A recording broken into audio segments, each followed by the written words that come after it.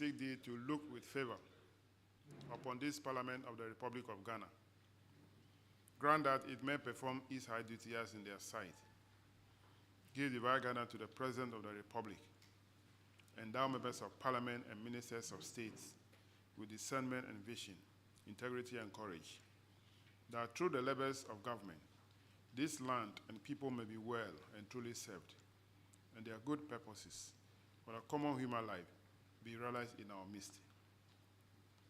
O God, grant us a vision of our country, fair as it might be, a country of righteousness, where none shall wrong his neighbor, a country of plenty, where evil and poverty shall be done away with, a country of brotherhood, where all success shall be founded on service, and honor shall be given to the deserving, a country of peace, where government shall rest on the will of the people and the love for the common good.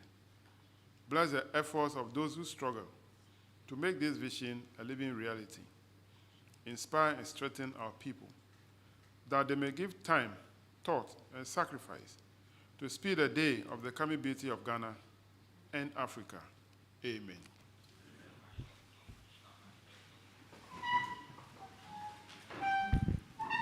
Honorable members, welcome to Sunyani, the capital of Bono region, where the committee will be sitting from today up to Tuesday next week. We are here to consider the report of the Auditor General for 2022. For today, appearing before the committee are the technical universities from Ashanti and Bono region. That is Kumasi Technical University and Sunyani Technical University, as well as colleges of education cited in the report from the regions. For today, we are expecting to have Al-Farouk College Education, Bia Limelighter, Sehuyosu College of Education, Wesley College of Education, and SDA College of Education. I want to welcome the Vice Chancellors, Directors, and heads of the principals of the training colleges for coming to assist the committee this morning. We will start with introduction of members of the committee and our clerks. After that, I'll call the colleges as well as the technical universities to take the oath. So let's start with the introduction from my right. Honorable Isaac. Good morning, Honorable Chairman. My name is Isaac Yao Opoku, MP for Finso South and a member of the committee. Good morning, Mr. Chairman. My name is Kwasi Boatineje, MP New Jabin North and a member of the committee. Good morning. I am Alhaj Muhammad Bar Brahma, representing the good people of Ejurase Chedomasi and a member of this committee. Good morning. My name is Samuel Atamils, MP for Commander Edena Eguafo Abraham and a Vice Chair of the committee. My name is James Kluche Avaji, MP for Katunov and the Chair of the committee. My name is Kofi Ochre Ajekum, MP for Fantia Kwasaf and the ranking member of the committee. Kofi Adams is my name, MP for Buim and a member of the committee. Thank you, Mr. Chairman. Samson Tangombo Chiregia, MP of Rongo Central, a member of the committee. Chairman, thank you. Good morning, everyone. Roxanne Nelson Eche Dafamoko, MP for the good people of Southern and member. My name is Peter Yakwachiaka, MP for Memphis Central and a member of the committee. Thank you. Amidi Chinia Sahaku is my name, MP for Sisala East, a member of the committee. Good morning. My name is Ernest Anim, MP for Kumau and a member of the committee. My name is Sekwiedrua Ousu Ajekum. I am Senior Principal Assistant Clerk to the committee. Good morning. My name is Joanna Botiasari, an assistant clerk to the committee. Thank you. My name is Thomas Nunu, Ghana Audit Service, Accra. My name is Alexander Kumson, Assistant Auditor General, Audit Service. My name is John Moser, Assistant Auditor General, Audit Service. Good morning, I'm Michael Addo, Director of Audit Service. Good morning, I'm Neodate Lamte, Regional Auditor, Western North. Good morning, my name is Joanna Mate, Director, Audit Service. Thank you. Thank you very much. Okay. Good morning. My name is Johnson Kwekwedu, MP for Afano Southwest, a member of the committee.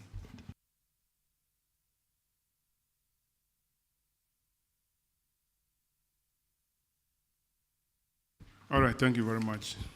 Shall we have the following schools to come forward so that the clerk can administer the oath? Kumasi Technical University, Wesley College of Education, and Bia Lamlighter College of Education. Bia Lamlighter, are they here? The others are not in. Well, okay, then you wait when they come before you take the oath.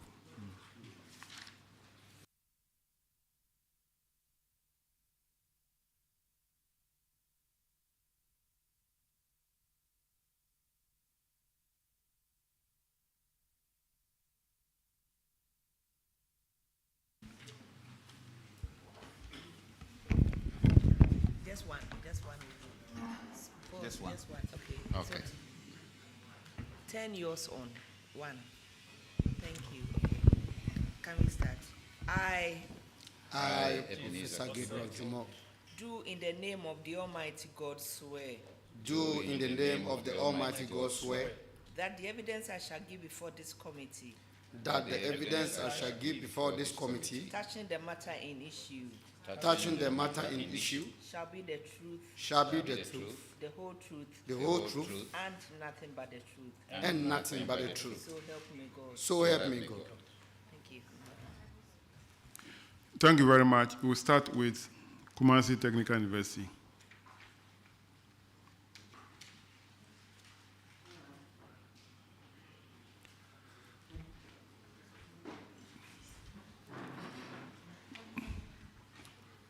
Kindly introduce yourselves to the committee.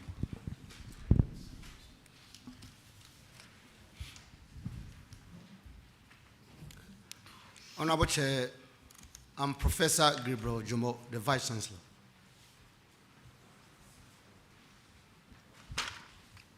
My name is James Osebrobe, the Director of Finance.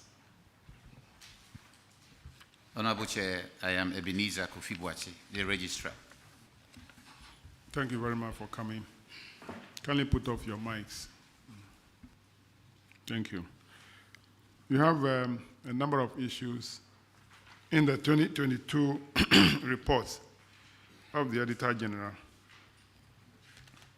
which are management issues. But before then, I'll look at your financial performance.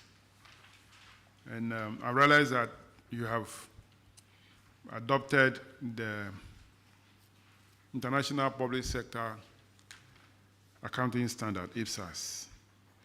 And so for the year 2022, the figures reported, the auditors have not given us the comparative figures or the opening balances as at the beginning of 2022. So it's difficult to compare the figures. However, we realized that there was a deficit of 3.1 million in the year under review.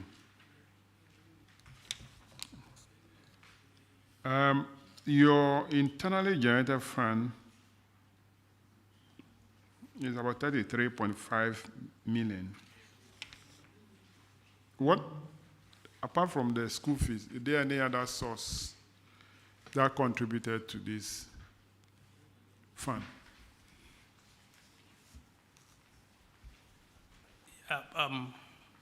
Honorable Chair, yes, we have what we call miscellaneous. And even within the school fees, we also have hostel fees and admission forms. Okay. So 2022, there was a deficit. How is the 2023 looking like? Have they finished the audit? Or by now you'd have finished your account?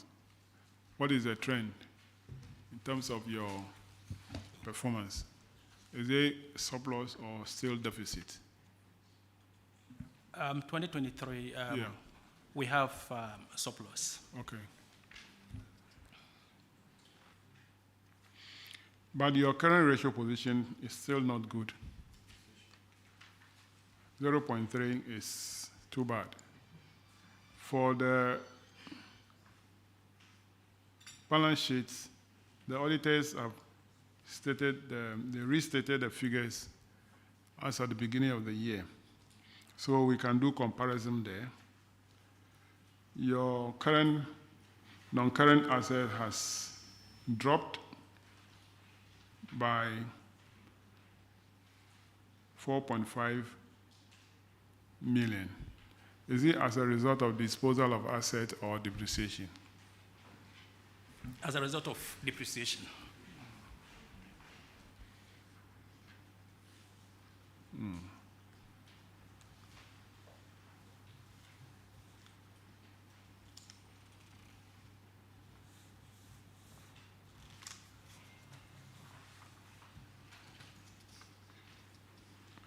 What is the trend for the current ratio in 2023? Has there been any improvement, or you still maintaining a low ratio? There's been an improvement in 2023, but if you check the 2022, 2021, it's almost the same. Yeah, 2021 and 2022 is the same 0.3. I'm asking for 2023, has there been any improvement? Yeah, there has been an improvement. So we'll be coming back in September. So if you say there has been improvement, if the report which will be presented to Parliament by end of June doesn't show, say, we'll meet you here in September. That's fine. All right, so we can now go to the management issues now. The first one is paragraph 266 to be done by the ranking member.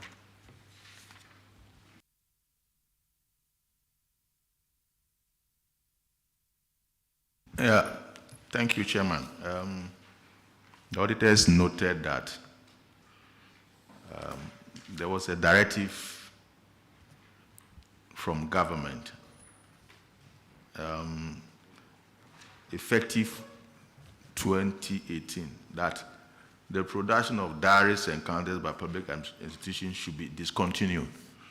Despite that, you awarded contracts and printed diaries amounting to 69,880 cedis, 50 pesos. Auditors recommend that you should desist from the practice. I hope you have stopped doing that. Honorable Chair, yes. Okay, thank you, Chairman. But were you aware of that directive that the auditors are talking about? Honorable Chair, we thought that it was... No, my question is that, it were was you aware of that directive? Yeah. So if you are aware of that directive, why did you disobey that directive? Why did you disobey the directive? Yeah. Honorable Chair, I think that we actually misinterpret the directive. We thought that it was 1 year, it's one-off directive. So when the auditors came and then drew our attention to that we should desist from that, we have. So if you check in 2023 report when it comes, you see that we didn't buy dairies. We didn't print dairies.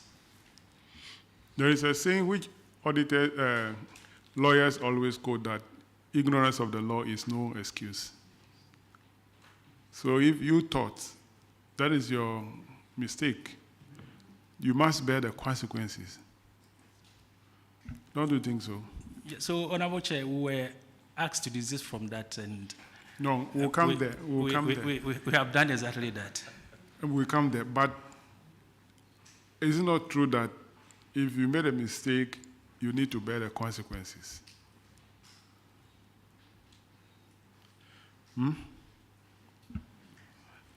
Honorable Chair, that is true. Okay. Yeah. Let me give you one example.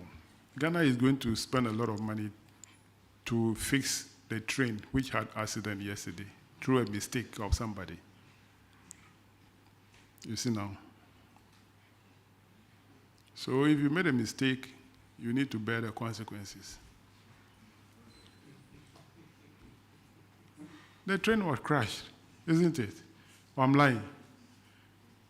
Honorable Isaac.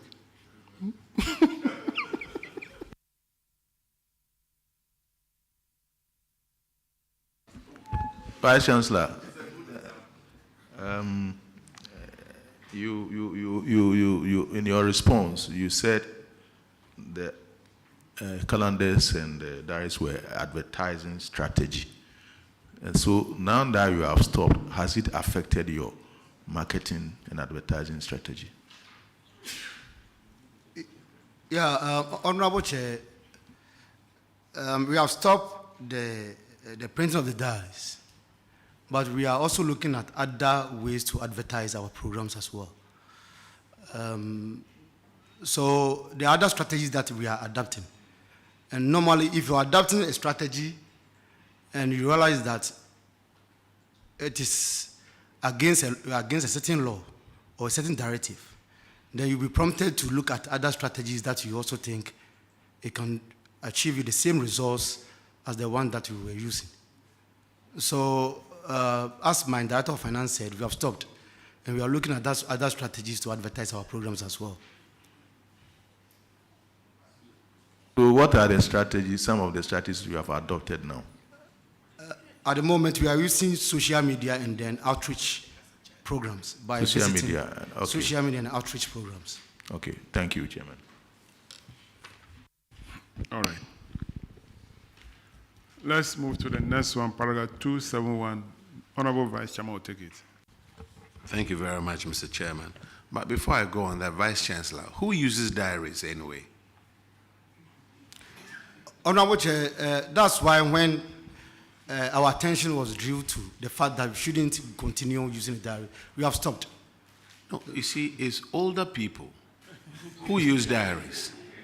And these older people, are they the people you are advertising their school to so that they come to your institution? The young ones use cell phones. So, you use diaries, right? So the idea that you are using it to advertise, it doesn't cut. Okay, now let's go to failure to withhold and remit taxes. There are quite a number of them. And the total is 14,836 Ghana cedis and 11 pesos. Have you paid this money to Ghana Revenue Authority? Yes, Honorable Chair, and the evidence has been shown to the auditors. Now my question is, you failed to deduct these. Was it because you didn't know or you didn't care? Yeah, Honorable Chair, in our operations, we have what we call accountable impress. You advance money for officers to go to town and do shopping when you are buying things in bits. So normally, it becomes difficult for you to, at that point, apply taxes. So if you check the list, you see that it's small items that have been added up to get to that figure.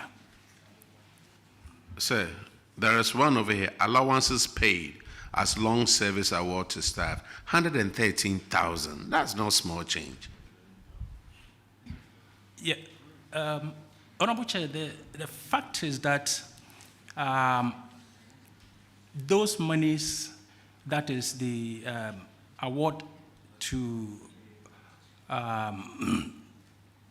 workers, normally, previously were not actually applying taxes. So the auditors came and then drew our attention to the fact that we have to tax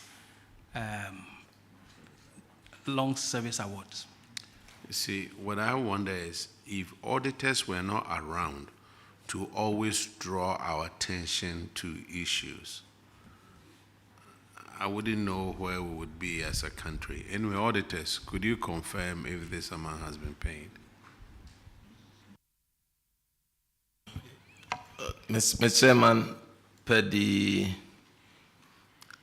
status that we have, there is no indication of any payment.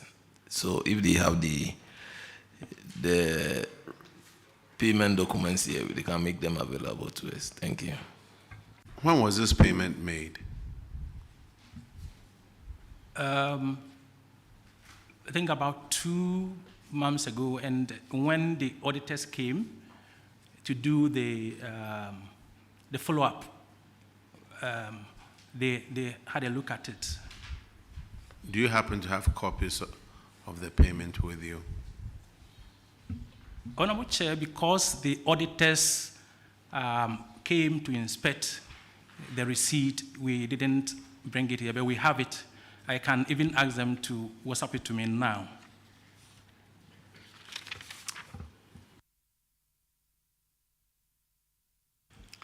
Do we have the regional auditor for Ashanti region here? Honorable Chair, no. They will come on Monday. Okay, so we can call them to do verification. So on Monday when they come, we'll ask them to confirm. We are guided. Thank you, Mr. Chairman. Paragraph 276, Honorable Sampson. Thank you, Mr. Chair. VC, we have 57 staff in your school who are on the paying rent up to an amount of 133,040 cedis. You were asked to recover the amount. Have you done that? Yeah, Honorable Chair, we actually challenged that observation or the query because we applied the Act, that is Fees and Charges Act, that's the Miscellaneous Act. And our deduction is in accordance with that Act, so we have no aid. You know, I don't want to go back because there's this letter, 15th May 2006, directing that occupants of government bungalows flat should pay 10%. I don't want to go back there because your response seems to be different. Your response talks about, and that will be the second leg of the question, talks about trying to, it's here. Your response says that management aware that following the audit recommendation to 2021, management submitted the necessary input to control accountant general, now trying to input so that going forward, this money to be deducted. But my question is, what they've already cited you for? What happens? You agree to recover the money. So it's not about your fees and charges because we are past there already. Yeah. We are not talking about the arrears and then going forward. Have you recovered the arrears? Yeah. Outstanding. Yeah. Honorable Chair, this is the issue. As a university, we had a look at the rent that staff were paying, and then we took a decision to review it.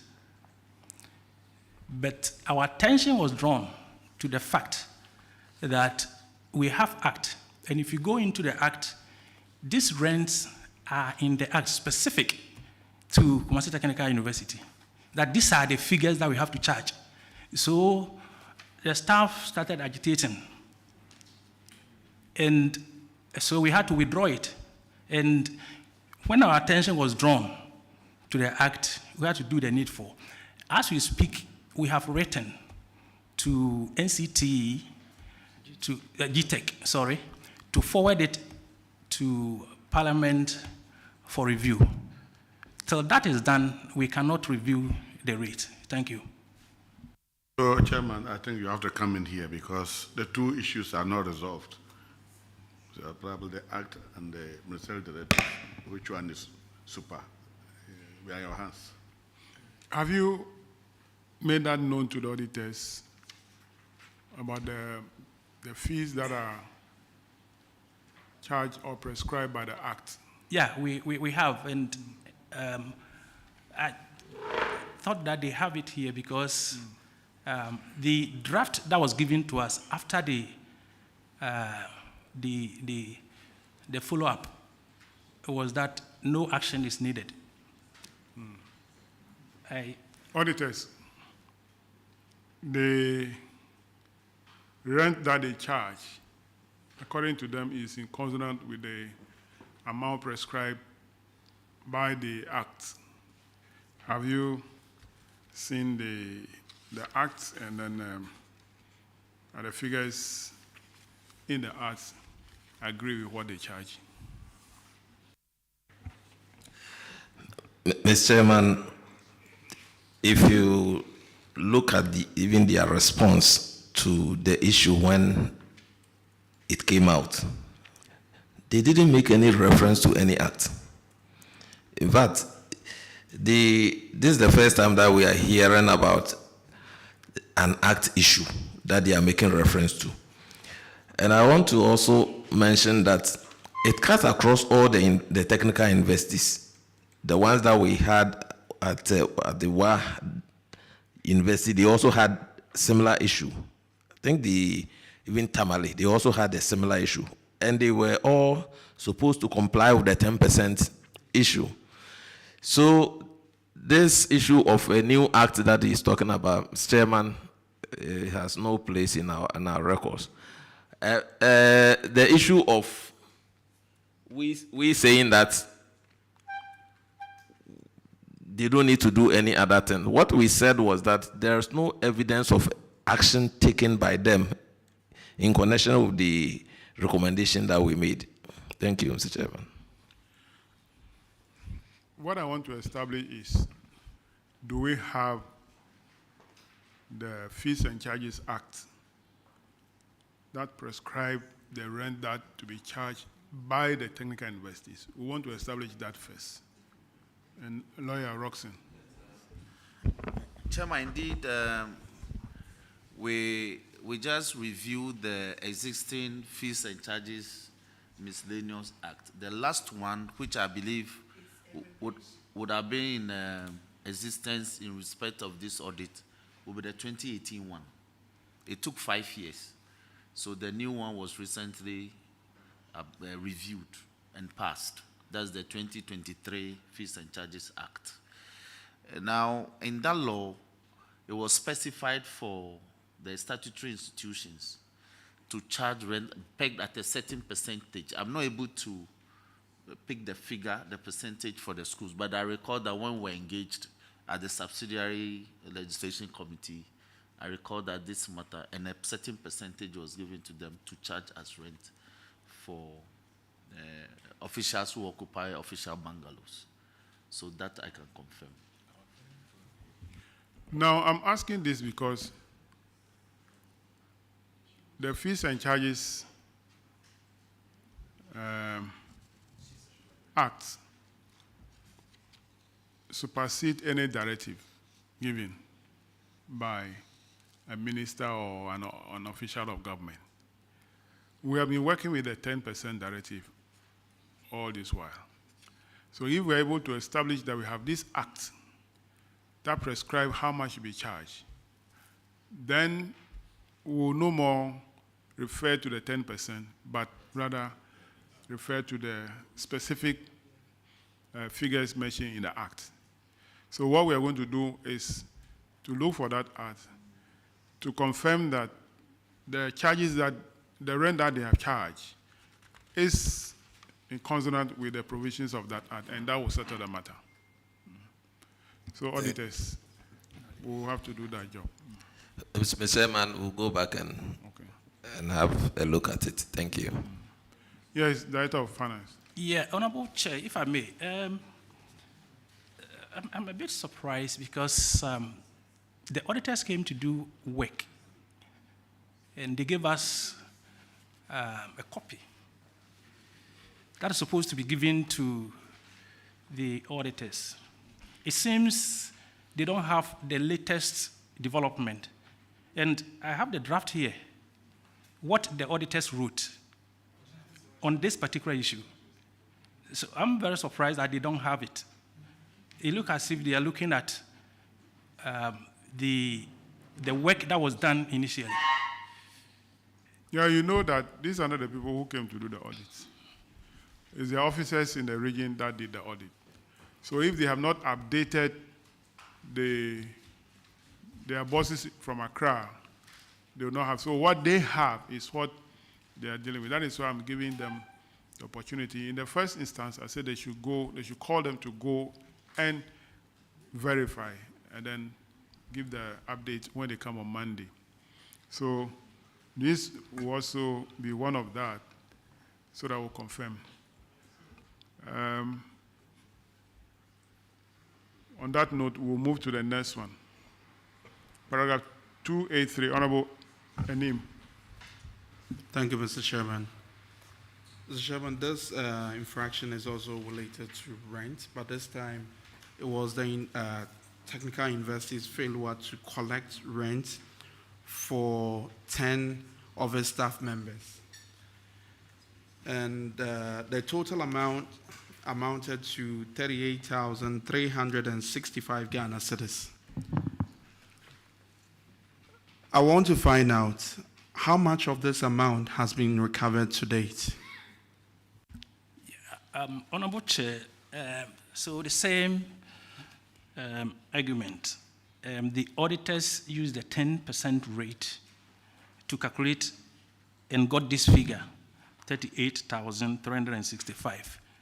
But if you use the fees and charges, the amount, the outstanding amount was supposed to be 13,140. And out of this amount, as we speak. Can you confirm the rate that was applied on the outstanding? Just the rate. No, that you see, these are absolute figures. If you look in the Fees and Charges Act, the rent, it's absolute figures. It's not percentage. In fact, I've just forgotten the page. We've gone to buy a copy of the Fees and Charges Act, and it is in the Act. In fact, when the auditors came, we gave it to them, and they have recorded it here. We gave a copy for them to have a look at it. So if you look at the feedback they gave us, they are confirming the amount that has been paid. So out of the 13,140, an amount of 11,373 that has been confirmed or that has been checked by the auditors have been paid, leaving a balance of 1,767. And out of this amount, 1,440 is owed by a staff who is deceased. And one staff is also owing 327. So if you put it together, you have a figure of 1,767. That has been confirmed by the auditors. In the case of the disease,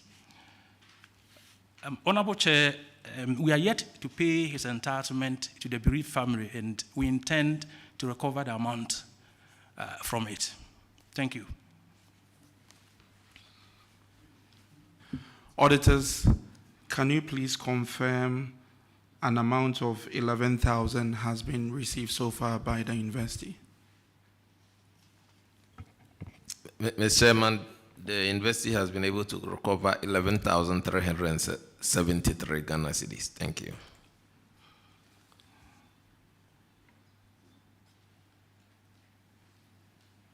Chairman, thank you. Chairman,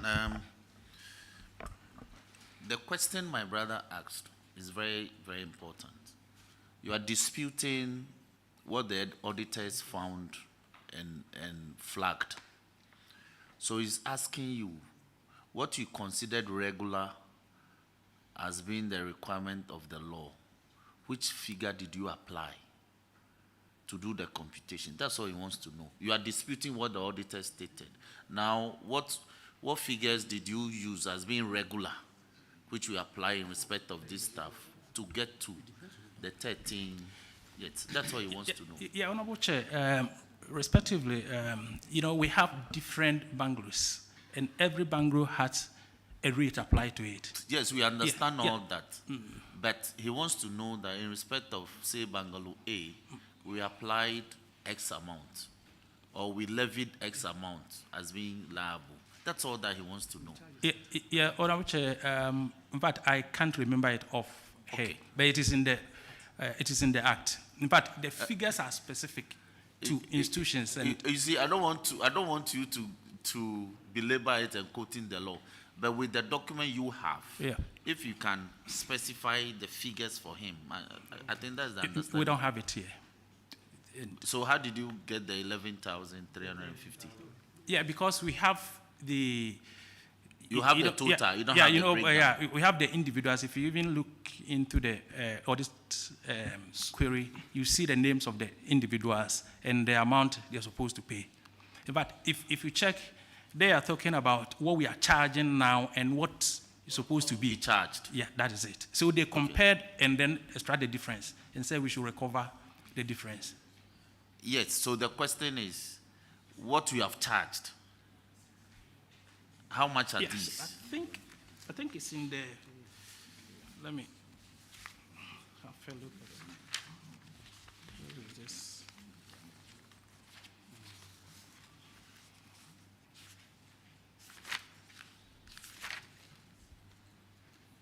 Failure to withhold. Underpayment of rent. Failure to collect. Staff ID. Monthly basic. I know. Yeah, we don't have the figures. I thought the auditors stated it, but if you look at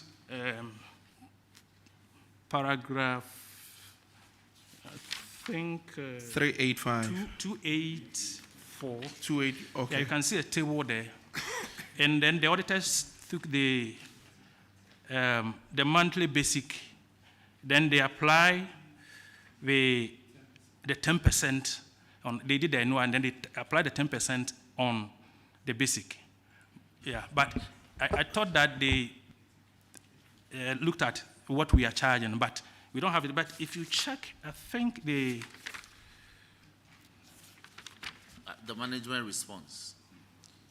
I'm looking at this one. Monthly basic. You know, so 10%. Annual deducted. Get the figures for the meter. Honorable members, yeah. Let's move we don't have the figures here, Honorable Chair. So we can get it for the auditors later on. But that is the bottom line. That the query is as a result of we not charging the 10% on the basic. No, the query was about you not collecting for the 10 individual staff, not the percentage. Yeah, the arrears. You did not collect at all for the 10. That is what this infraction is and about. Now we have collected 11,373 out of the 13,140. Yes, but you see, that is supposed to, it's a breakdown that will give you that total. Yes. So that you can use that breakdown to dispute what the auditors have done and say that in accordance with applicable law, the Fees and Charges Miscellaneous Act 2023, this is what we are supposed to, in fact, 2018, that's the law applicable at the time of this audit. This is how much you are supposed to collect. So that's what the committee wants to understand. But once you don't have it, we'll look at it. Well, if the auditors have something to say, we can listen to them and defer to Chairman. Honorable Chair, when you look at paragraph 277, table 34, you will see their figures over there, the annual deduction that they made. For instance, when you take the first person, Maxwell Jabba, you see the annual deduction to be 1,200. So, in inference, 120 cedis per month. Yeah, 100 per month. 100 cedis per month. It doesn't apply to all staff because they are occupying different bungalows. Because if you look at number 3, Mr. Andrews Nkrumah, his is 1,920. So it doesn't apply as a straightforward thing. But the facts hasn't been established that they are disputing the 38,365, which was based on the 10%. But they rather, based on the act, the figure should be 13,140.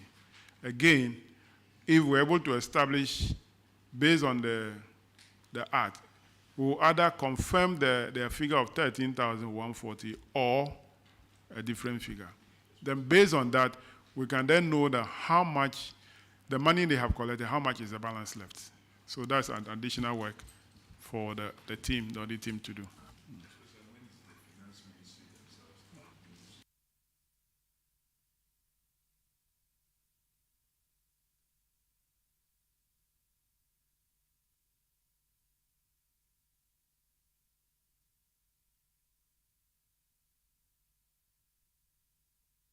All right, so let's move to paragraph 290. Honorable Ajebowati.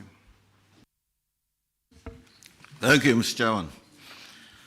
Mr. Chairman, this one has to, the infraction here is a failure to serve bond period. This is something that we have been encountering all around. And in this particular case, an officer, one Sewa Ofori, Ajwa Sewa Ofori, of the registry department, was given a scholarship to pursue a PhD program in geography at the University of Dublin, covering 2 years, 2015-2017. She did not return to the university after he had gone through the program. And by your own university staff development policy number 4.5, the computed value of 271,297.09 was to be refunded by the lady in question. What is the situation now? Have you been able to get because you told the auditors that your legal unit was pursuing this matter, and then you were also using Yoko to try and get the amount paid. Can we be told whether the amount of money has been paid? Honorable Chair, the amount of money, the amount hasn't been paid fully. She actually proposed to pay 4,000 cedis a month when our legal unit wrote to her in Dublin. But the university wrote back to her that that amount was too small, and the university proposed 10,000 cedis a month for her to start paying from December 2023. She failed to respond accordingly, and the university contacted her guarantors. They have also failed to respond. So the matter is still with Iyoko, and we are also communicating with her for her to agree to our terms and start paying. Actually, she wants to pay in smaller bits, which we think would take a long time to finish. So The other thing that perhaps we want to raise here is that we asked for, I think that if I say we, the position that was taken when these matters came up was that for officers of the university who were pursuing those courses, you should rather get bank guarantees for these arrangements before the officers proceeded to undertake those courses. So what happened? Honorable Chair, that is after these people listed here. The university is actually undertaking stronger measures to bond staff who go on study leave. Some are even bringing landed property documents. Some are using their provident funds to guarantee and so on. So we are using stringent measures to allow those who are subsequently going on study leave to follow. But let me find out the process you went through in granting this facility to that officer. There was somebody or a number of people who signed those bond forms. You are telling us that you cannot trace those people. No, it's not everyone. Some of them we are able to trace. So those that you can trace, why have you not taken measures to ask them to? Actually, we called them to pay back. When they failed, we submitted their list to YOCO. YOCO itself invited them. So we are in talks with YOCO regularly. And in fact, those who haven't paid, we are of the view that YOCO will take them through the other rules. As a university, in fact, our aim is to bring those people back to work for the university because we need them. Because acquiring a PhD in a specialized area, it's so hurting to the university that you fail to return. We need them. So as we push YOCO to get them to pay the bond, we also write to them to encourage them to return. That is the situation we find ourselves in. Chairman, I think that we are getting these cases, too many of such cases.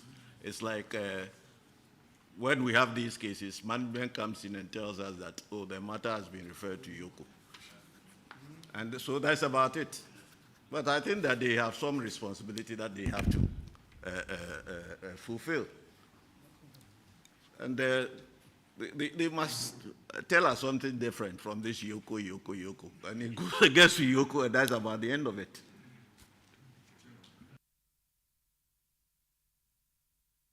Chairman, thank you very much.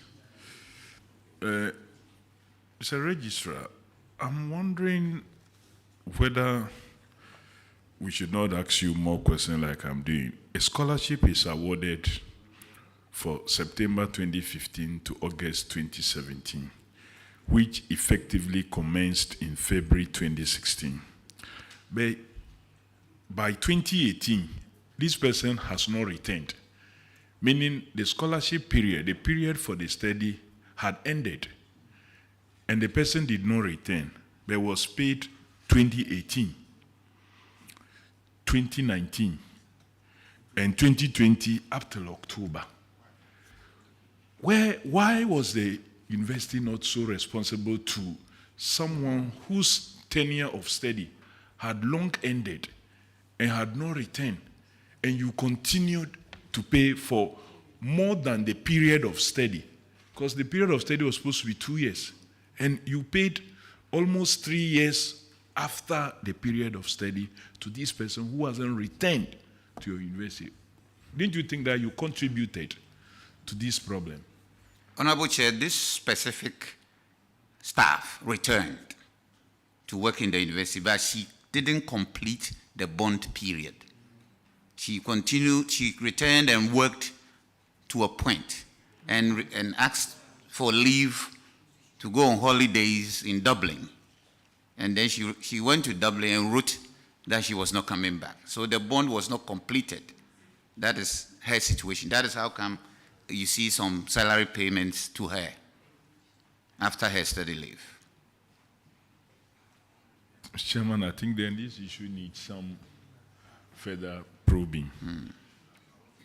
Chairman, I want to ask a few questions. Registrar, you said she returned. Yes. And spent how many years or months before he applied for leave? She spent more than a year. No, I want specific. Actually, I have to do a calculation, but she was around, she worked under me, so I know she was around working. She worked in the university's admissions office for some time, and she went on leave at a point. So all the salaries received here were legitimately hers. So when she went on leave, that is when she wrote back. You know, if you are sponsored... No, the reason why I'm asking for specific is that he had lived for 2 years. And according to Kofi, after the 2 years steady leave, he didn't come back. He came. You say he came and Yes. worked. Yes. But it looks like the issue in contention is that he continued to be paid for 3 years after he was supposed to. And so are you saying that when he came back, he worked for 3 years? Actually, her study leave, you know, the university system is such that when you are on sponsorship for a period and your period ends, you can write for extension if you are not graduated. This specific candidate actually sought extension for, I think, a year before returning, which was approved by the Scholarships and Staff Development Committee. She returned and worked for over a year. I can't give the specific here now. That is how come you see her receiving salaries here. And she took an annual leave, returned to Dublin, and when she got there, we were expecting her to return after the annual leave, and she wrote that she was not coming. And she hadn't completed the bond period, serving the bond period. Do you have a letter that she wrote that she was not Honorable coming Chair, we have the records at the university. We have all the records. But you knew you were coming to answer questions on this. So why didn't you bring the records? Sorry. Honorable Chair, in fact, anytime external auditors are around and they ask us questions on these, we give personal files to them. All the details are there. All the details are there. All the correspondence are on the files. See, I want to determine when you stopped paying her. That's why I need the letter that said, I'm not working anymore. Honorable Chair, it can be provided later to the committee. Okay, Chairman.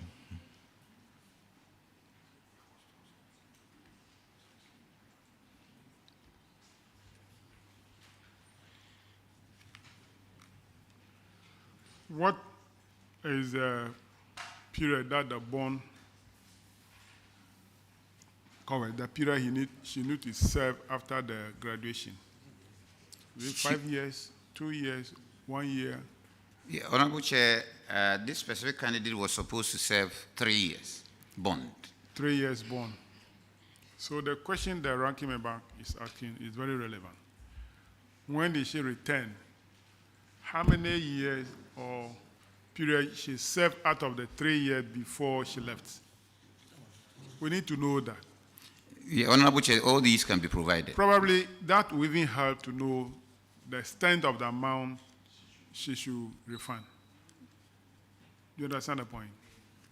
Honorable Chair, I do. The extent of the amount to be paid is when auditors raise it, our Directorate of Finance, that's the computation based on the period for which the officer did not serve. So we believe that the amount quoted here is what she is supposed to pay based on the records. The amount quoted here is the money she received from 2016 March to October 2020. Okay? So if she served, she went for studies in March 2016, and she spent 3 years. According to you, she requested for extension for one more year, which was granted. So 3 years. That will take it to 2016, 2017, 18, 19, March, 2019, March. Okay? So if she returned in March 2019 and worked from April 2019 to October 2020, then she should have done about 1 year, 3 or 5 months, or 1.5 years, which means that the actual period left, which she did not serve, will not be 3 years any longer. It will be around 1.5 years, or 1 year, 7 months thereabout. So in that case, you cannot compute all the earnings. Honorable Chair, yes, thank you for that. Our bonding regime is that if you fail to complete the bond, you pay then everything you have taken, you pay back. And that is part of the bond she signed? Yes, Prof. Okay. Yes, sorry, yes, sir. All right.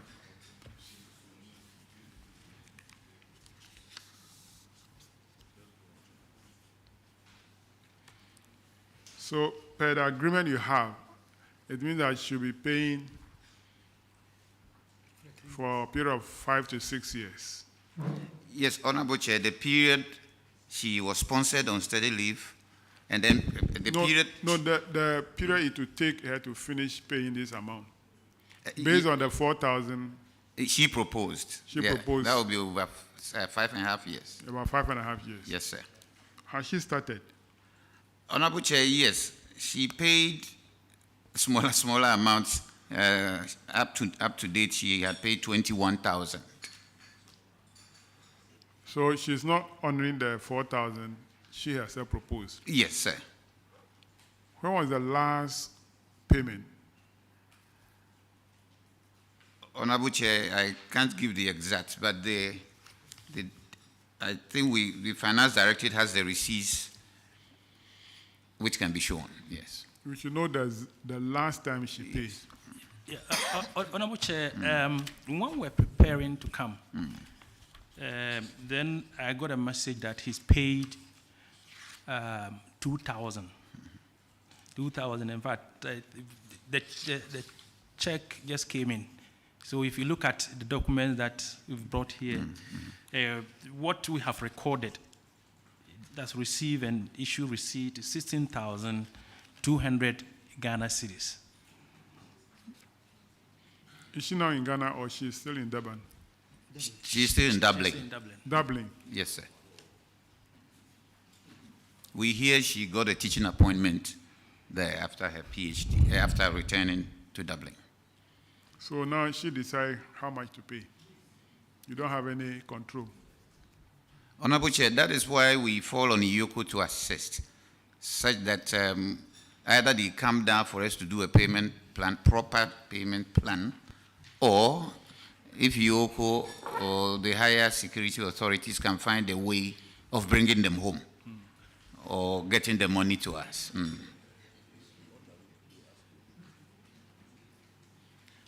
What have you asked IOCO to do? To track her down or? Yes, actually, when IOCO invited the guarantors, they wrote back to us that the people promised to pay, but they still are not paying, including those we sponsored.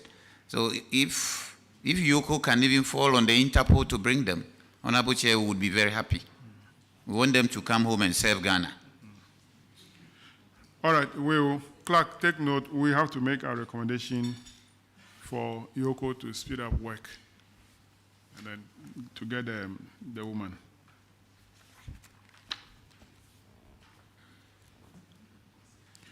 Paragraph 297, Honorable Isaac. Thank you, Chairman. Chairman, this one is similar to what we have just discussed. Failure to return to the university after a scholarship. You granted scholarship to 6 of your members to pursue various PhD programs outside the country, and they failed to return after completion. Can we look at them one after the other? But before that, let me find out. Were they PhD holders before they were awarded those scholarships? Honorable Chair, no, they were not PhD holders. But how come they have those titles? Engineer, Dr. Edward Entry. Yes, the time we were preparing the report, they had acquired the PhDs. How do you know? Because they never returned. Honorable Chair, that's a very important question. Yes, because they haven't come, so perhaps they didn't pass. Yes, as a university, our duty is to track our staffs we sponsored outside. We receive progress reports periodically from their universities. So the time they graduate and get the PhDs, we get to know.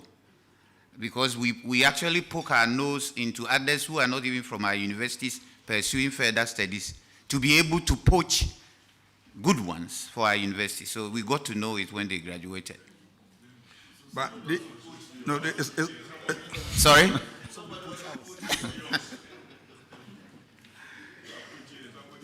Well, let's look at them one by one. Engineer Araba Amu Edu. Honorable Chair, Engineer Araba Amu Edu failed to return after finishing her PhD. And we have actually tried to communicate to her on a number of occasions. At a point, she wrote back that she would pay 2,000 cedis a month. And when we worked it out, we realized it's going to take several years for her to finish. How much? Because according to the auditors, paragraph 301, the recommendation is that management is to compute the cost of the scholarship and recover. So, Engineer Araba Amoedu, how much is he supposed to pay? Honorable Chair, Engineer Dr. Araba is supposed to pay 478,000. 682 cedis, 34 pesos. And what is the arrangements with her? Since she proposed 2,000 per month and the university rejected it, she has not been forthcoming. So the matter is with Yoko now. And what did the university propose? The university actually has not proposed anything because we felt her proposal was actually not a pleasant one. You owe that much and you propose 2,000. It means you want to use about 20 years to pay. What about Engineer Dr. Edward Entry? Honorable Chair, Engineer Dr. Edward Entry returned to Ghana and worked for a different agency. When we contacted him and he failed to return to our university, Yoko moved in, invited him, and he challenged our decision to bring him back to our university because he said he was serving Ghana on a different, or through a different institution. Actually, he was on a research project with the Ministry of Environment, Science and Technology to build a biomass project somewhere. But the university disagreed that we sponsored him through our budget. So he actually let his lawyers contact Yoko. And so that is where we are now. Yoko is handling Edward Entry and proposals from his lawyers. How much is he supposed to pay? Edward Entry. No, they might have computed something before. Honorable Chair, Edward Entry is supposed to pay 460,407 Ghana cedis, 98 pesos. And there's no proposal from him? There's no proposal from him. What about Dr. John Dazi?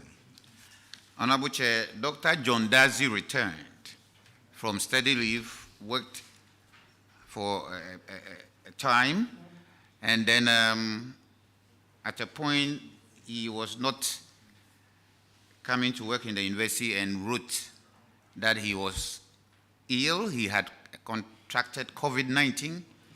So that time COVID was actually in vogue in 2020. The university understood that. And then at a point he worked with his department via the online mode, because the university was doing the blended mode, online and face-to-face. So at a point, he wrote that he was going to Australia for medical attention. And so when he got to Australia, I think he continued working online with the department at a point. But it got to a stage that he was not working with the department any longer. So the university wanted him to return, and he has since not returned. Now it's even becoming difficult to contact him. So the matter has been referred to you. When did he return? Honorable Chair, the exact days have eluded me. We can calculate them actually. I think that should have been. Yes, yes, sir. But the COVID was in 2019. 19. And when did he abandon post? I think he abandoned post, if we consider the online teaching he did, he officially abandoned post around 2022, thereabouts. And did you accept his workings from Australia as acceptable? Actually, the university got to know the details after a time, and we wrote to the department to confirm when exactly he stopped working with them.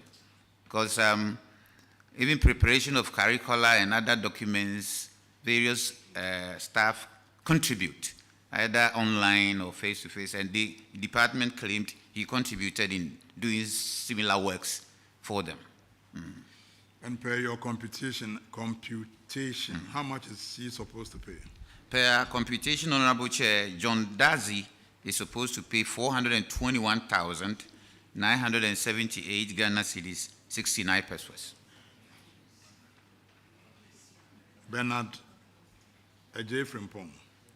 Honorable Chair, Bernard Ejay Frimpong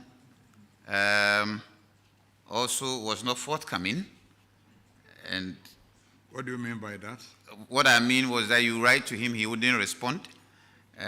We did all that we could.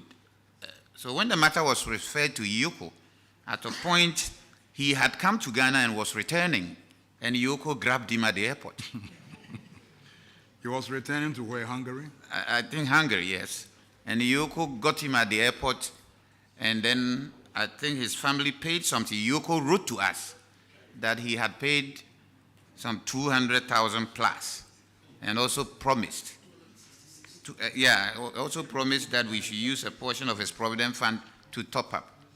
So altogether, he has now paid 266,121 Ghana cedis, 92 pesos, out of 277,202 Ghana cedis, 98 pesos. So the outstanding amount for him to pay is 11,081 Ghana cedis, 6 pesos. Honorable Chair, the Provident Fund he promised, he wrote to the chair of the fund that we should use to pay his debt, is still not paid because the P Fund had an issue with the investments. I mean, they had investment recouping issues. So Yoko has advised that by the time the Provident Fund releases that amount, it would have accrued some more interest that might be able to settle the difference of 11,000. That is the situation we find ourselves in for Bernard Ejay Frimpong. I think Bernard has done quite well. But have you informed him about the challenges you are having with the Provident? Honorable Chair, yes. Actually, the Provident Fund itself wrote to him when he wrote that they should use his fund to pay. They wrote to him that they are yet to recoup some of their investments due to the financial arrangements Ghana went through a few months back. So he's aware. I'm sure if you push him a little, further, he might, want to pay it. Let's look at the last one. Engineer Raymond Osei-Owusu.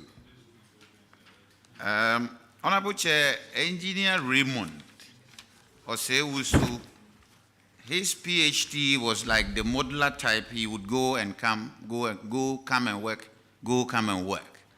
And at a point, he wrote that he wanted to go and finish some examinations in Russia, and we allowed that, but he failed to return.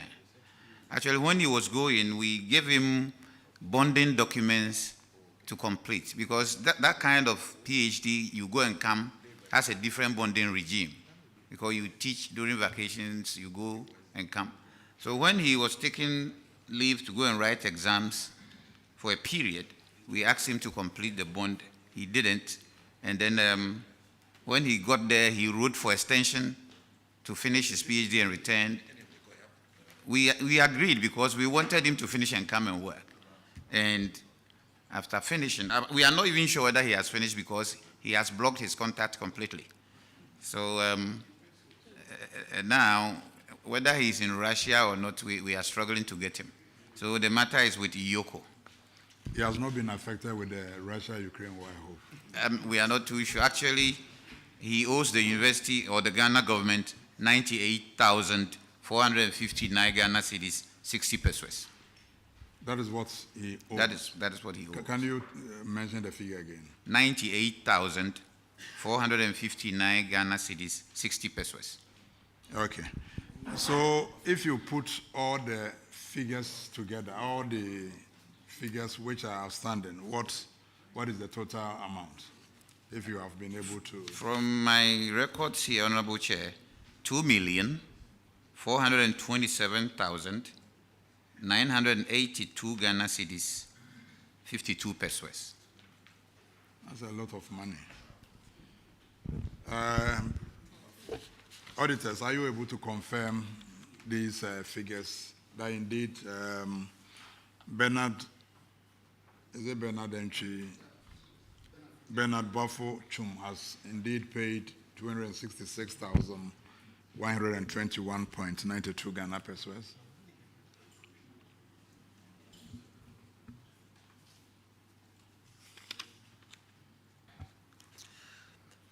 Mr. Chairman, all the figures that he mentioned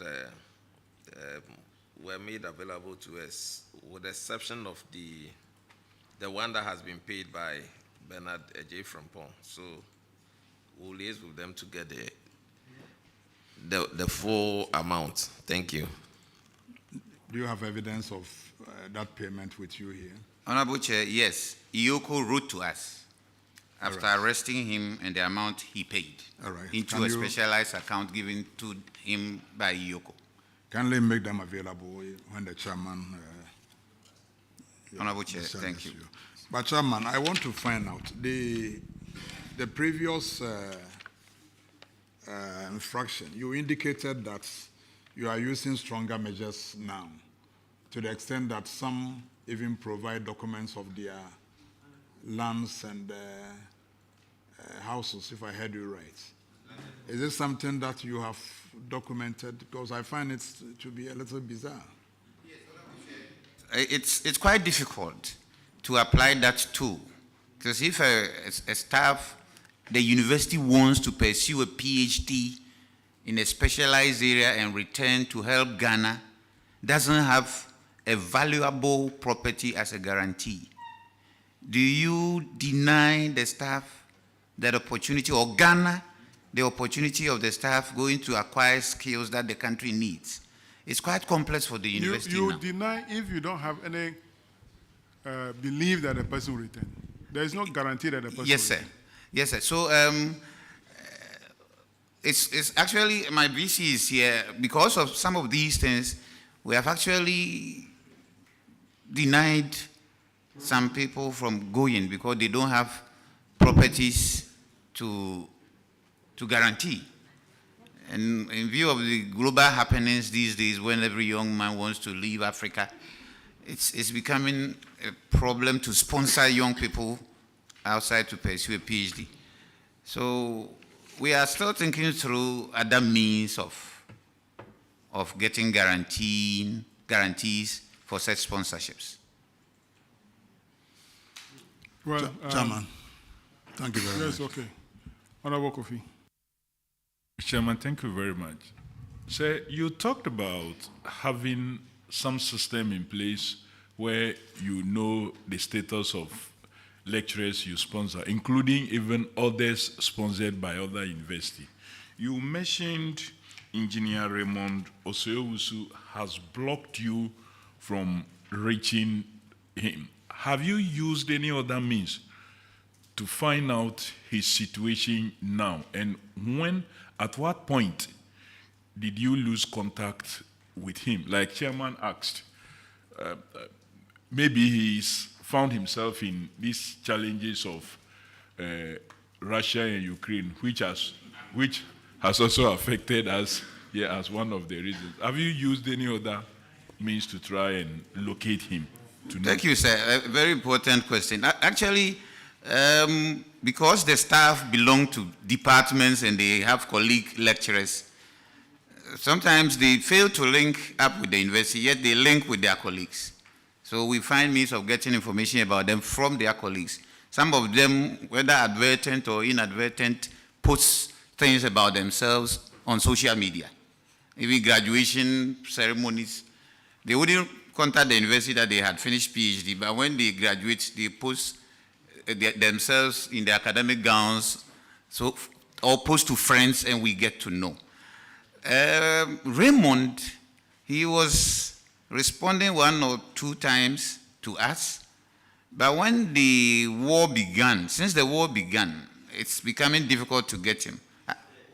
Actually, he has a Russian wife, so so we are not sure how to get him now. So maybe it's not like he shut you off, but something could have happened. Yes, sir. Thank you. Roxanne. Chairman, thank you very much. Registrar, you are aware that matters of scholarship has become topical, and as Parliament, we are concerned. Concerned because we establish extra-ministerial body called Scholarship Secretariat. We allocate funds. They should disburse. We have problems. We have allowed the tertiary institutions through their subventions to offer fellowships for their personnel for purposes of upgrade and improvement in terms of academic performance.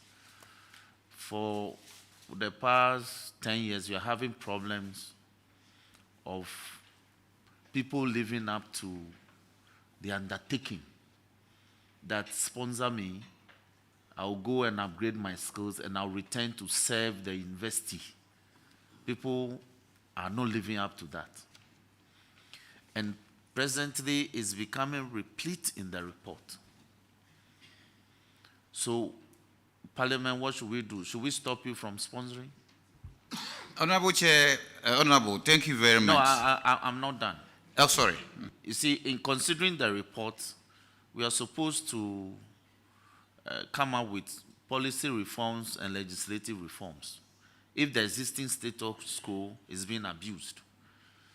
I mean, people undertake. I know that this, you ask people to undertake the right undertakings. So sitting where I'm sitting, if you give somebody £30,000 to go and study, and the person undertakes that after 4 years of study, I shall return to impact more knowledge to the institution so that the institution can flourish, and the person doesn't return or honor that is fraud. Ab initio. People go to the circuit courts in Sunyani here. People are being prosecuted. People are charged with defrauding the state by sometimes 200 Ghana cedis, 1,000 Ghana cedis. People are standing trial. People, the ordinary people. These are colossal amounts of money.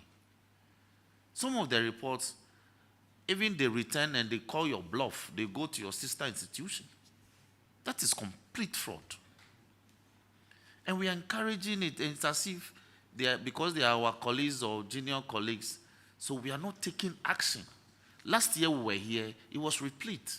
Not with you alone. Tech, that is a UST. Legon, UCC. It's happening in all the tertiary institutions.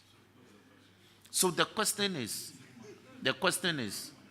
as Parliament, will you support us that by legislative reform, we stop you from expending your scarce resources in doing this, so that anybody who wants to upgrade, you go to Get Fund and apply, and you compete with other people.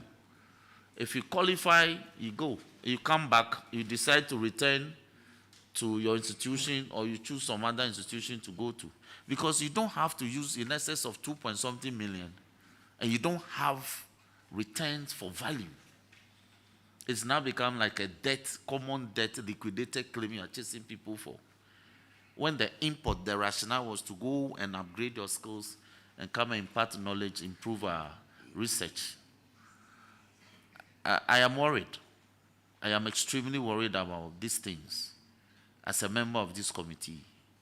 And I think that at the end of this year, maybe with chairman, we may have to take a decision and deal holistically with this public policy underpinning, offering scholarship to people that will go and they won't come back. Meanwhile, we are spending millions of dollars in doing this. So that's my comment. It's just by way of comment and observation. Thank you very much, Honorable Member and Honorable Chair. I share in the passion with which you made this comment. I've been in this university for several years, and I get so worried when we spend so much money on people and they fail to return, because there's a lot the university can do with the money, research and so on and so forth.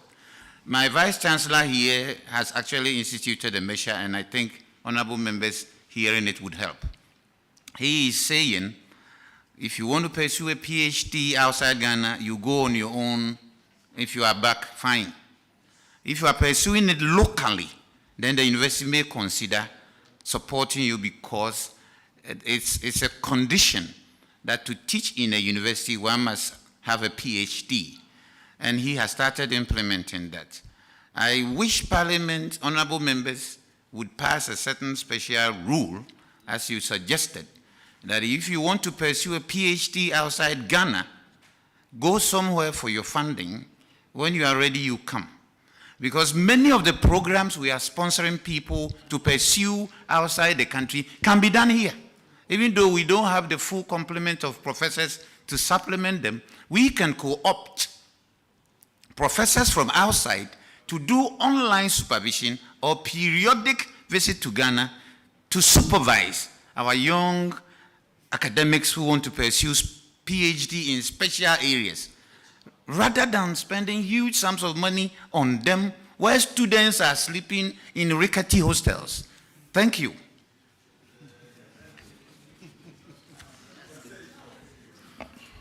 I think we have exhausted this topic. We have exhausted this topic. Whatever we say will be repetition. It will definitely be a repetition. So we will recommend that for IOCO to take more action. Thank you, sir. Fast track their work on these people. That's all. So clerk, take note on that. Let's go to the last one for Ashanti region. Kumasi Technical University. Paragraph 303. This is on overpayment for work done. So according to the auditors, you overpay 3 contractors. Visca Gem Company Limited, 9,264. Coastal Plus Company Limited, 18,503. And Iron Company Limited, 74,902.50. The auditors have recommended to management to recover the money from them. Now, the management response is that the Honorable Aka, please, your voice is coming up.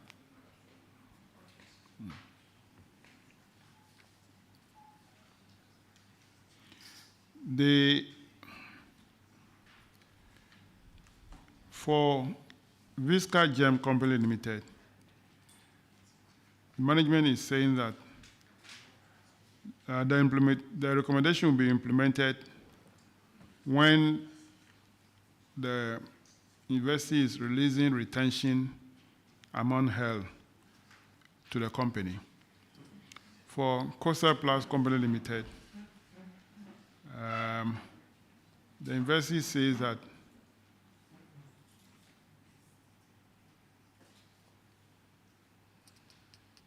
the difference will be offset against amount due to the contractor when retention held is being processed or released. Then for Aeon Company Limited, the investee says that the amount will be offset against subsequent interim payment certificates. Tell the committee if you have been able to implement this. Thank you, Honorable Chair. For Visca Gem, the whole amount has been recovered and evidence has been shown to the external auditors. Coastal Plus, an amount of 11,950 has been recovered. We've shown the evidence to the auditors. The remaining balance, a reminder has been sent to the company to pay. With Aeon Complex, it's an ongoing project. As we speak, the company has submitted a certificate to the tune of 563,046.71 pesos. So when the payment is being considered, the amount will be taken from it. So that is the update. Does it mean for the Aeon company, since the report was issued, the company has not submitted any certificates, which you have paid? No, not yet. It's a Get Farm project, so the payment is a bit slow. For the Get Fund project, the money is transferred to the investee before you pay, or is paid directly from Get Fund? Because Get Fund releases delay, at times the university funds money to pre-finance some of these contracts. So that's what we're doing, but now... But Get Fund reimburse you or not? Yeah, they do. I ask this question because you have taken the trouble to withhold this portion anytime you're making payment to the company. So if you are making the payment, it's easier to withhold that portion. But it is being done by Get Fund Secretariat in Accra, unless you communicate to them to pay that portion to you. That is why I asked that question. Auditors, can you confirm that for Visca Gem, the full amount has been recovered, and for Coastal Plus portion, about 11,000 has been recovered, leaving a balance? 11,590. Mr. Chairman, for Visca Gem, the full amount has been recovered. In the case of the Coastal Plus Company Limited, 11,590 has been recovered. Thank you. For the Coastal Plus, does it mean that they don't have any retention outstanding? No, Chair. We don't have any outstanding. In fact, the amount outstanding was 11,590. So we've written to him to pay the balance. Okay. All right, that will be all for Kumasi Technical University. And there are some outstanding issues that the auditors will be coming back for verification. So on that note, you are discharged. We are grateful. Thank you. Let's have Bia Lamlighter, College of Education. Bia Lamlighter.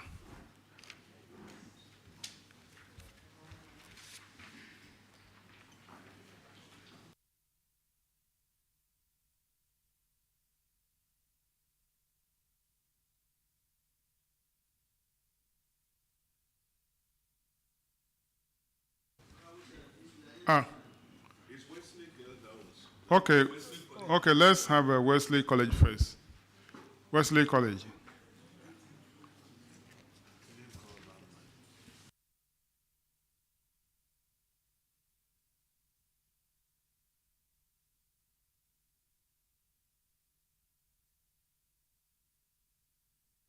Kindly introduce yourself to the committee. Thank you, Honorable Chair. Please, I'm Kennedy Amialba, the principal of the college. Thank you. I'm Charlotte Ajati, finance officer. Thank you for coming. You have only 2 issues in the report. The first one, paragraph 91, will be taken by Honorable Kofi Adams. Thank you very much, Chairman. Wesley College of Education, you have some outstanding rent issues involving 51 occupants, and the amount is 23,565 cedis. The invitation from the auditors is for you to work hard to retrieve these monies. Have you so far collected it from these defaulting staffs of yours? Yes, Honorable, the amount is fully recovered. Did you recover based on the 10% or based on the actors? So let me find out from you before. Honorable, the 10% letter notification came after this very report. So currently we are implementing a 10% payment. You're implementing what percent? The 10%. No, but the 10% letter came in 2006, and rather the current is more in relation to the act. Honorable, for College of Education, we had the notification very late. That was last year. And so as we speak, we are implementing the directive given to us. So based on what you heard, will you like to follow up and get the act so you check and see which one to implement, or you want to go on with your 10%? Yes, please. We need to follow up and do the right thing. Thank you. Auditors, can you confirm payment of this amount of 23,565? Honorable Chair, the full amount has been recovered. Mr. Chairman, thank you very much. The next one is paragraph 125. Honorable Chinia. Thank you, Honorable Chairman. The infraction here is non-engagement of temporary staff. The auditors observed that between January and December 2022, management paid an amount of 114,745.20 from your RGF to 16 temporary workers who had been engaged for more than 6 months. And your explanation is that you didn't get financial clearance to employ them. The auditors recommended that you should make an effort with the Ghana Education Service to get clearance so that you could employ them. Have you been able to get clearance to employ these people? Yes, please, Honorable. And as we speak, just 3 days ago, we received clearance to recruit 8 staff members, which is inadequate comparing to the number of casual workers we have. The reason is this: we are supposed to feed our student teachers 3 times a day. For the past 4 years, no financial clearance. So we need to get extra support. Then again, because of the 4-year BEd curriculum, we need to also recruit critical staff to handle some courses. So we've written to GTEC for consideration to migrate such critical staff from GES to augment the 8 clearance issued to the college. Thank you. So the 16 staff as at now are not on payroll. They are still being paid from your IGF? Yes, please. And you've gotten clearance for only 8? Yes, please. Wow. And it means you still need to make more effort to get additional clearance so that you can pick all these people. Chairman, Thank that's you. where we are.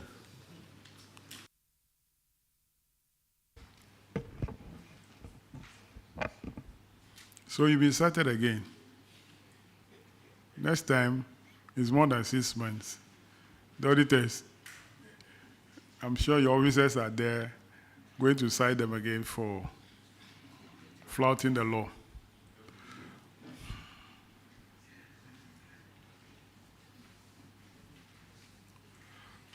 So, anyway, let's leave it. I don't want to suggest anything bad.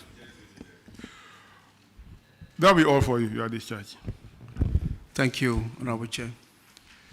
Okay, so let's now have the following schools to take the oath. Bia Lamlighter, come forward to take the oath. So here also College of Education. SDA College of Education. Is SDA here? What of Al Farouk? Is Al Farouk here? Sunyani Technical University. Kindly join them, please.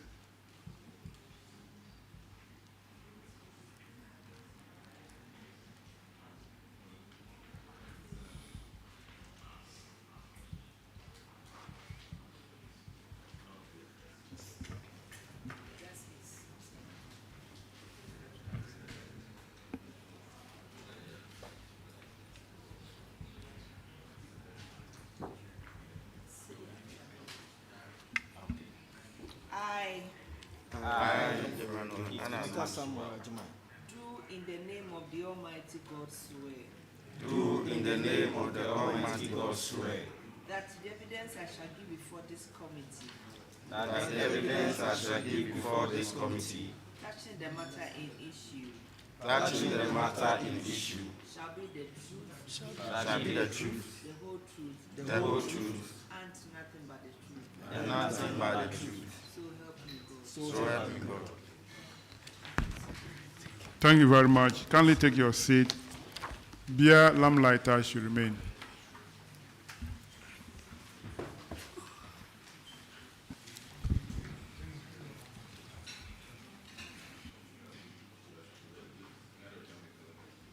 Kindly introduce yourselves to the committee. Honorable Chair, I'm Intijeby Maxwell, the Finance Officer. Honorable Chair, my name is Dr. Samuel Ajimai, the Principal of the College. Please, my name is Emmanuel Anani, Budget Officer. Please, I'm Abora James Kwame, the Internal Auditor. Thank you for coming. You have 2 issues in the report. The first one is payment of unearned salary. One Thomas Ajiman, who vacated posts, was paid 12 months salary amounting to 82,781.07. And Ose Dorigen, who also resigned, was paid 2 months salary amounting to 12,335.48. The auditors have recommended that you recover the money from these people. Have you? Honorable Chair, the issue has to do with Thomas Ajman, a sick staff. In fact, Thomas Ajman was very sick, and he was having a spinal cord problem. He could neither sit nor stand. So it got to a point, then he wrote to the management of the college seeking for sick leave, management granted the leave. Honorable Chair, please, with the colleges of education, we have a document we called harmonized condition of service. Now, with this harmonized condition of service, when you go to section 18, it enjoins 6 staffs to receive full payment of salary for the first 6 months period. After the 6 months, then 0.5 of the salary should be applied for the next 6 months. If after a year he is not able to come, then we stop validating the person. In fact, we paid the first 6 months, but the other 6 months is where we defaulted. Instead of paying the 0.5 of the amount, we paid the full salary.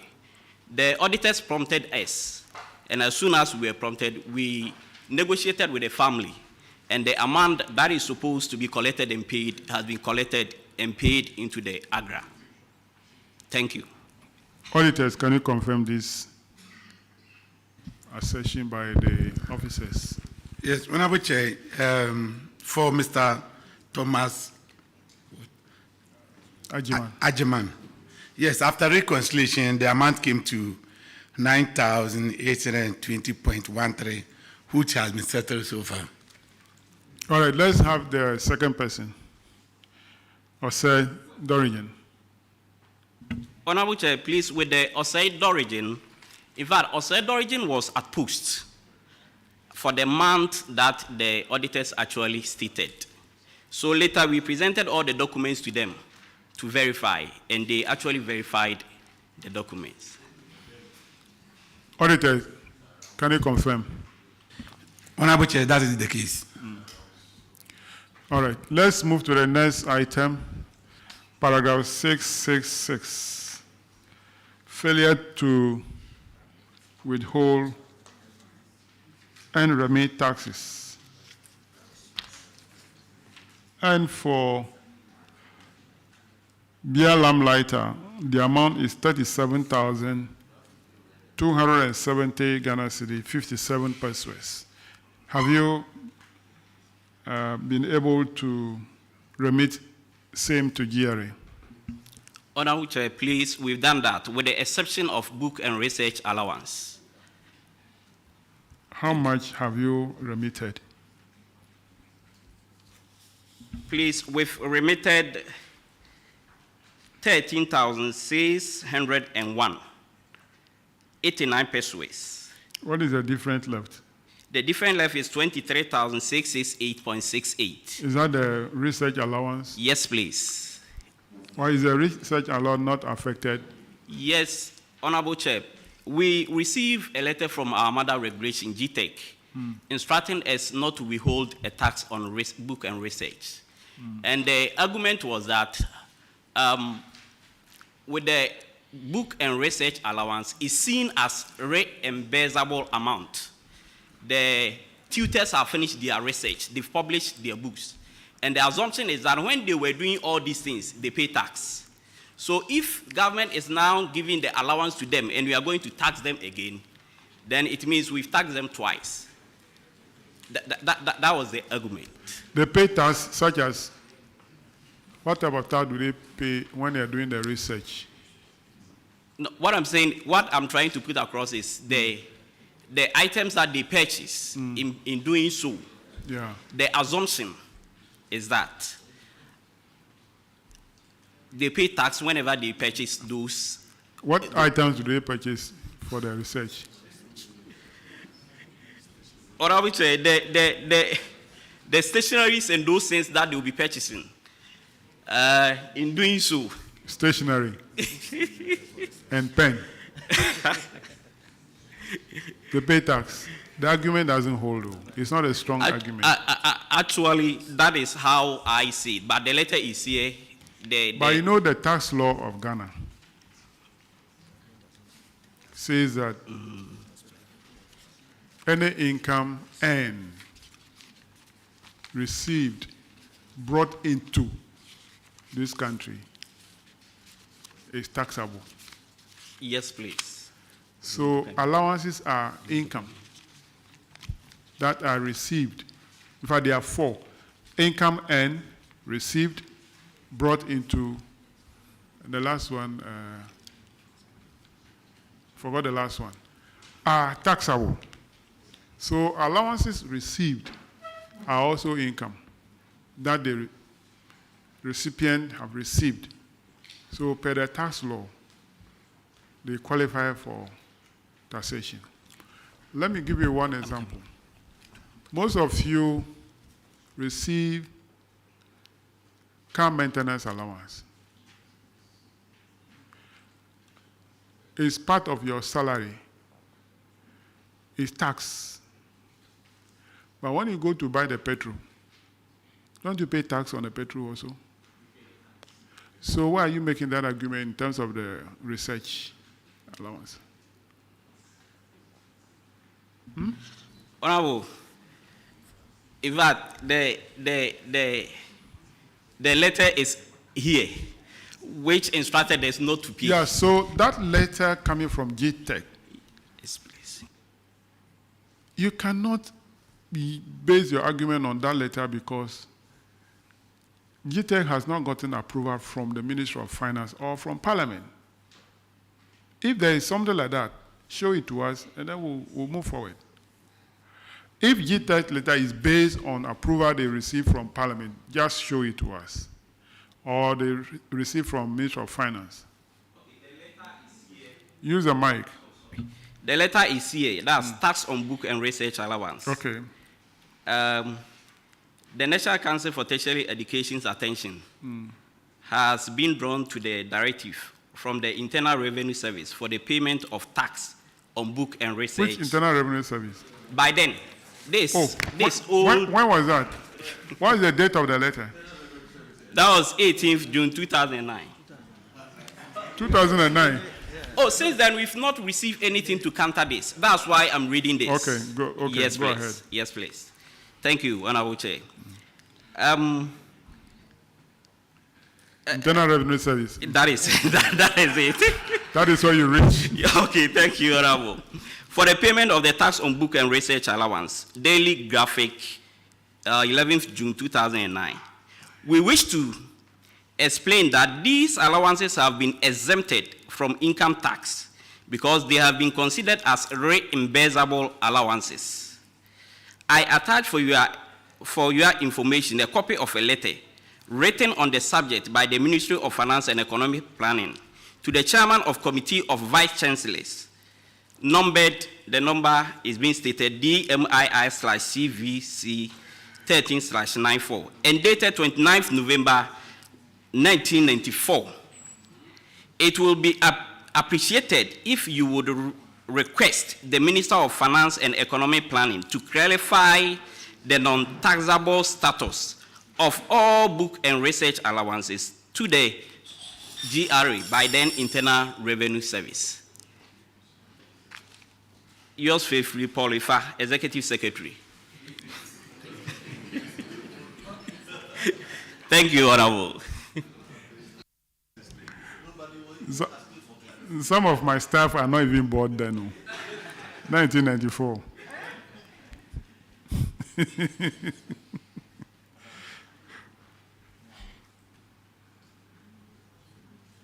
Auditors, are you aware of this development?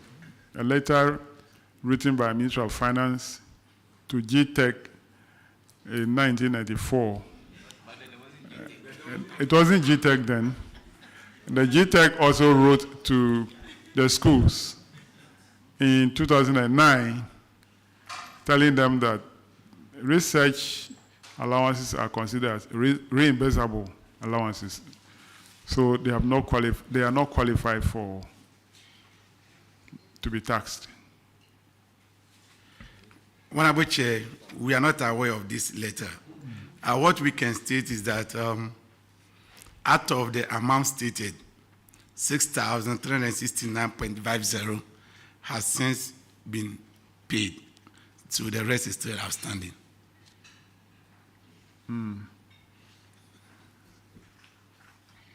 Oh, but the amount you mentioned as what you have paid is more than what the auditors are confirming. Yes, please. We submitted all the receipts and everything to the district audit service. Can you give us copies of those 2 letters you have read? Yes. Have you submitted your responses to our secretariat?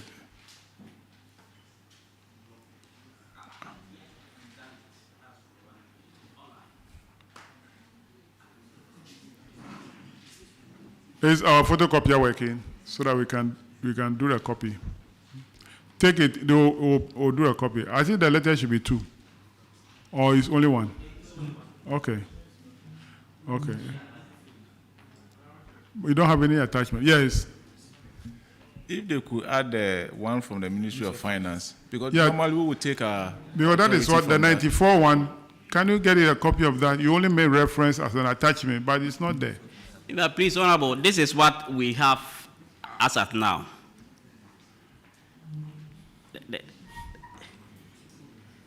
Thank you. I know you find it difficult to get 1994 letter.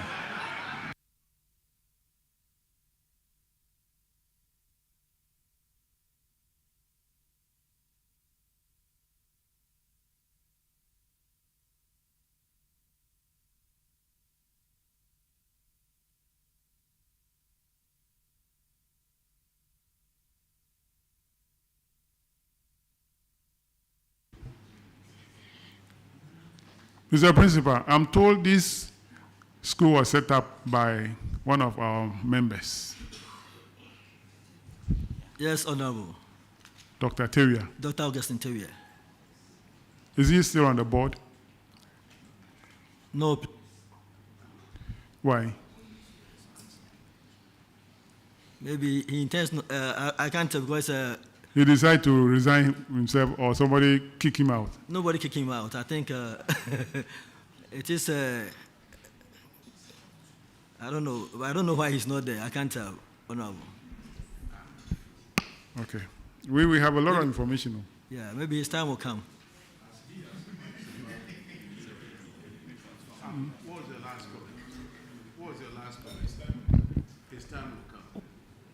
Whose time will come? No, I'm saying that maybe Honorable Augustine Tevia's time may come and he may decide to be on the board. But anything that we are doing, he's kept informed because he gave a room for us to co-opt some of his members who are supporting him to manage the institution. But was he on the board before? No, when I took over as a principal, I assumed office as a principal, there was no board. Yes. So you... But we were doing everything together with you constituted the first board? No, please. But this board was... By the government of Ghana. By the government? Yes, please. But you haven't done any nomination to serve on the board? You, as a principal? Have you done any nomination to serve on the board? No, my lord. I'm not Lord yet. No, Honorable, as if I'm in court. I'm the chairman, not Lord. Yeah. No, which yeah.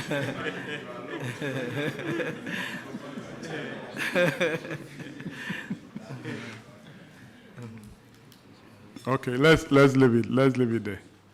I thought you'd have proposed him as your nominee to be on the board. That is why I'm asking that question.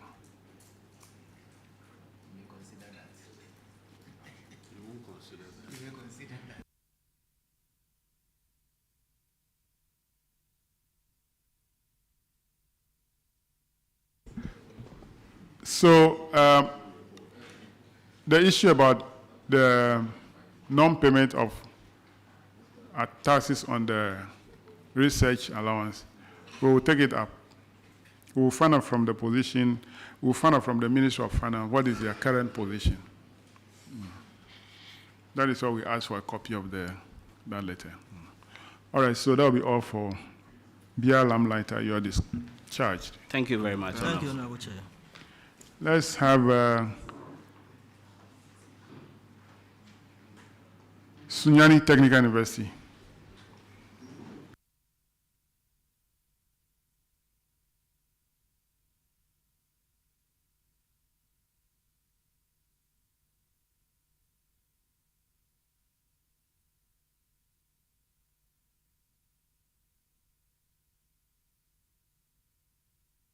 Kindly introduce yourself to the committee.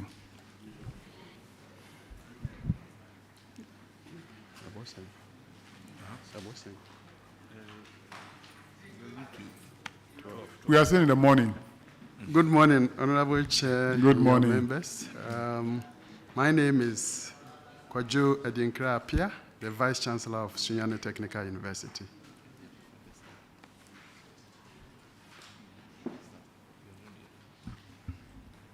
Honorable Chair, my name is Samuel Ankamabo, Registrar, Sunyani Technical University. Honorable Chair, my name is Professor Solomon Krenchi-Berima, the Pro Vice Chancellor, Sunyani Technical University. I am Thomas Kwafo, Director, Internal Audit, Sunyani Technical University. Good morning, Honorable. I'm Prince Menzo, Director of Finance, Sunyani Technical University. Thank you very much for coming. In fact, you have only one issue in the report, but we have your financial performance as we usually analyze. So today I'll give it to a lawyer to analyze your financial performance. Honorable Roxin, paragraph 308. Chairman, thank you very much, and thank you for the training. Yet, Sunyani Technical, the auditors looked at your financial performance and established that even though you posted a surplus of 965,777 cedis, 33 pesos, this was a 75.3% drop regarding the surplus of 3.9 million that you posted in 2021.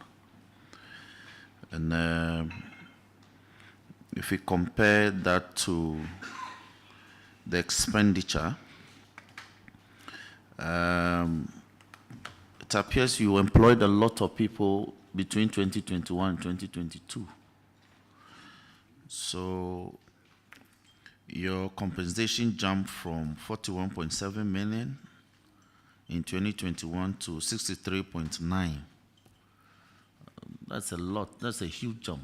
How many people did you employ?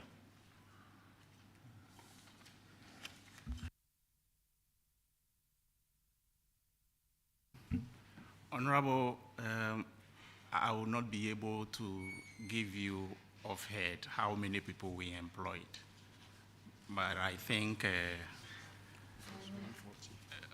okay, so my Vice Chancellor just hinted that we employed about 140 staff in addition to the existing ones.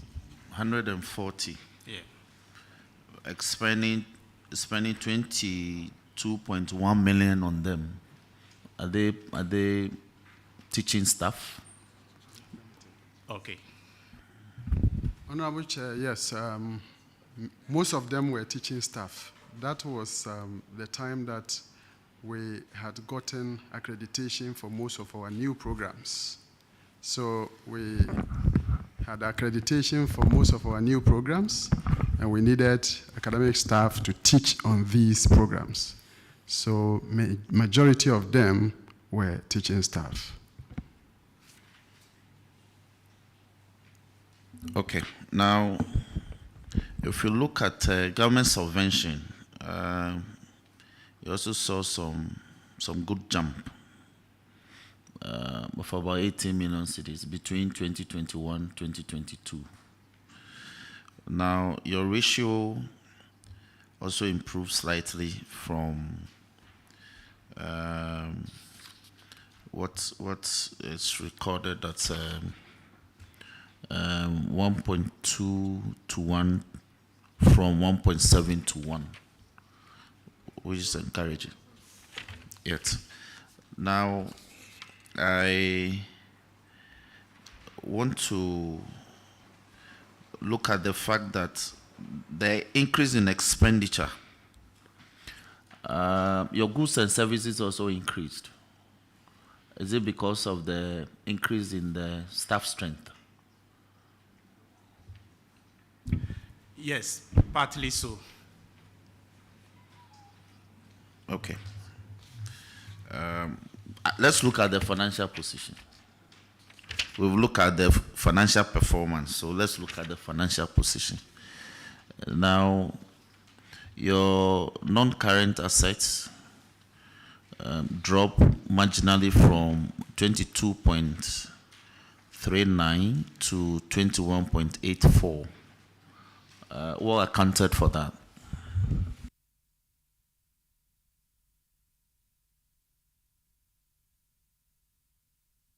That's between 2021 and 2022. Yes, non-current assets. Why was there a marginal decline? And whilst you are looking at that, can you also address the increase in non-current liabilities from 2.5 in 2021 to 5.7 in 2022? Oh, okay. With the non-current assets, is mainly as a result of the depreciation. Okay. But with the that should have been huge, but this one is marginal. Yeah. Okay. So with the non-current liabilities, Yep. is as a result of the legacy debt. Yeah, so those are the two reasons. What's the status of the legacy debt now? Yes, it's in respect of electricity. Government has still not been able to pay, so we are still maintaining it as a liability until it is paid off. Now, won't you consider applying IGF towards redeeming this? Yes, currently what we are doing is that apart from the legacy debt, we pay current bills. So we do not have any problem with the current bills for now. But I will consider that once there's an increase in subvention to you, wouldn't it be prudent to apply some portion to redeem or reduce the legacy debt? But you've left it hanging. We are lucky. Government has negotiated with the the company. So you want to offload take it it to over? them? Yes. So now actually we have offloaded it. Okay. All right. But it's still sitting on your books. So you Yes. may have to bring that to the attention of the auditors. Yeah. So they don't treat it as your We'll debt. do so. Yes. Now, the management issues are pretty simple. Delayed get farm project. That is not yours. Oh. Please. Be mindful Okay. of what has been given to you. Very well, Chairman. And know your limits. Chairman, I'm guided. Thank you very much. But before we move to the management issue, a lot of people are watching us and they listen to what we are having. Currently, we are live. We are live on GTV. What is legacy debt? What do you consider to be legacy debt? Honorable Chair, in this regard, the legacy debt is in respect of electricity tariff payments. You remember that Government of Ghana used to pay electricity and water tariffs for all educational institutions in Ghana. So when we came in, bills from 1967, ever since the institution was established as a technical institute to the polytechnic days of 1997 up to the technical university days, had piled up. So in 2020, government made a new regulation or directive that government was going to pay for all the debts, the old accumulated debt up to 2020. But from 2020 onwards, we must start paying electricity and water from IGF. So that was a position of government, and a directive was issued to that regard. So from 2020 coming, we have been using IGF to pay, just as my director mentioned, and we don't owe. But this old debt, which we are calling legacy debt, stands tall. Fortunately, government was able to pay for water. They cleared all of water tariffs, but the electricity, they are yet to. Recently, they wrote a letter to that effect, that government is working, that is through the Ministry of Education, to clear that debt. So we should concentrate on the current debt and then make sure we pay. So that is the position on that legacy debt. Thank you. Okay, you are mentioning government. It means that from the 1967 that the school was established, throughout the line, the government you are mentioning has been paying the bills, okay? They've been paying the bills, but as at the time in 2020, they're asking the university to pay from the IGF. There was some portion of that was outstanding, which government has not paid, isn't it? That is what we are calling legacy. Yes, please. Who is government? Honorable Chair, government in this sense is the Ministry of Education. Okay. And as I said, the recent letter, just about 2 weeks ago, came to confirm the fact that the ministry is working with VRA to clear that outstanding debt. Thank you. And who is Kumasi Technical University? This is Sunyani Technical University. Sunyani Technical University, sorry. Sunyani Technical University is a government institution under the Ministry of Education. So it's also government? Yes, it's, it's government, but sponsored. So why can government take over government debt and be saying legacy debt? Honorable Chair, we are referring to the central government. Then come clearly. This legacy debt, me, I don't believe that. Do we have legacy assets?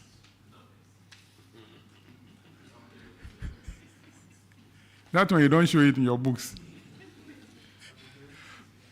You don't show that one in your book. In 2020, there were a lot of fixed assets. But you don't call it legacy assets. Anyway, we just sit down, we dream that we'll coin some terms. They are using it all over. Even government itself, the central government is also using legacy debt.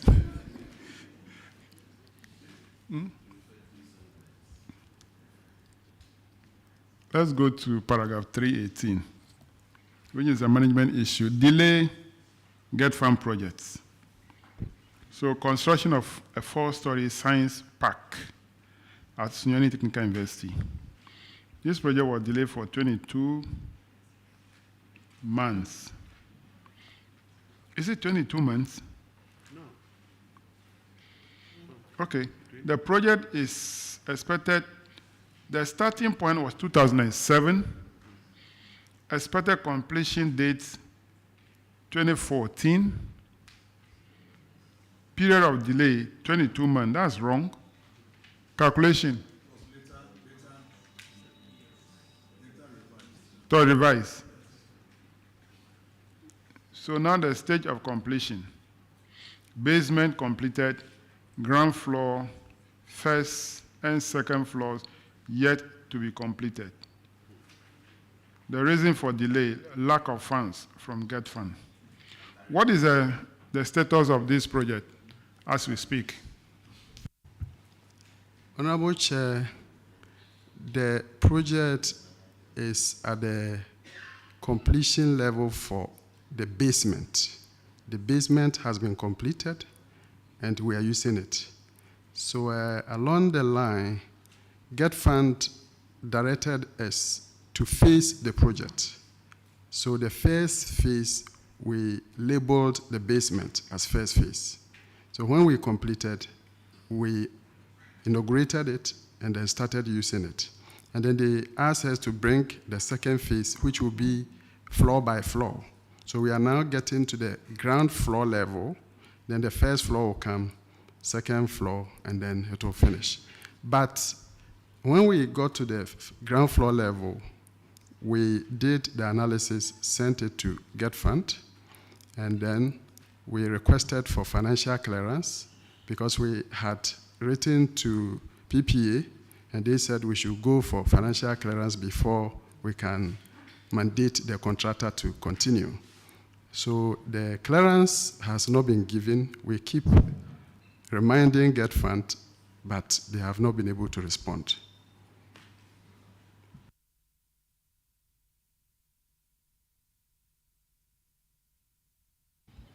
We hope that they will respond this year. Because I said it when we were in Tamale, that when we were approving the formula for this year, there was an allocation made by Get Fund to complete all delayed or stalled projects throughout the country. Let's hope that that amount we approved will be used to at least do the phase 2, which will be the ground floor. Because the basement is the first phase, the ground floor becomes the second phase, which we have submitted the estimate to Get Fund. We hope that at least they'll provide funding for that one. Okay. Auditors, can you confirm that at least the basement was completed as you capture in the reports and it's not being put to use? Mr. Chairman, the basement was completed and it's in use, but the rest, they are still where they were. Thank you. All right, thank you. That'll be all for Sunyani Technical University. You are discharged. Thank you. Let's have so we also College of Education.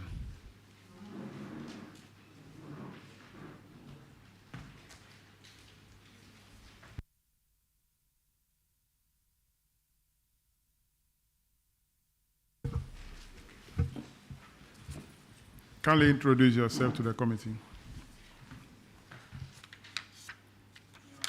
Honorable Chair, I'm Frank Yeboah, the Finance Officer. I'm Onu Clement, Town Auditor. Where's your principal? Unfortunately, my principal is indisposed. Okay.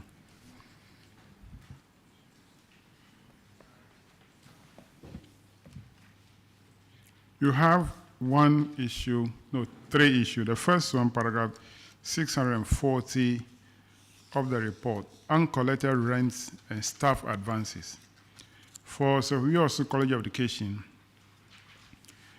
you have given 2,615 Ghana cedis to 5 staff as staff advance. You are recommended to recover the money from the 5 staff. Have you?